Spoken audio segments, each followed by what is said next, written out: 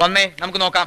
Ready 1 2 3 4. ബിജെപിയുടെ പ്രവർത്തകർക്ക് അത്യാവശ്യം തലയ്ക്കകത്ത് ആൾതാമസമുള്ളവരാണ്.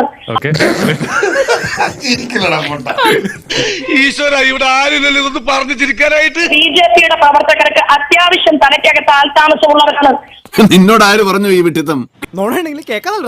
അവർക്കറിയാം കേരളത്തിന്റെ കൺകറന്റ് ലിസ്റ്റിൽ നിലനിൽക്കുന്ന കേരളത്തിന്റെ കൺകറന്റ് ലിസ്റ്റിൽ ഒരു ലിസ്റ്റില്ല. അത്രക്കുള്ള ബുദ്ധിയൊന്നും അതിനില്ലല്ലോ. എനിക്ക് മനസ്സിലായി.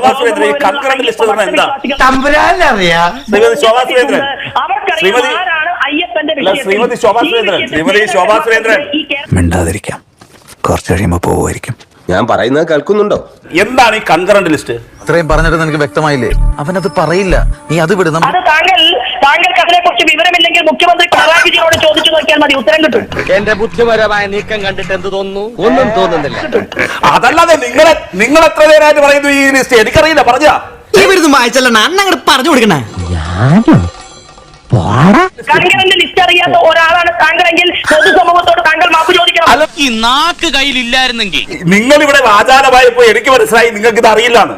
എനിക്ക് എഴുതാനല്ലേ സാറേ അറിയൂ, വായിക്കാറില്ലല്ലോ. പാവം, എല്ലാ കഴിവും കൂടി ദൈവം ഒരാൾക്ക് കൊടുക്കൂലല്ലോ.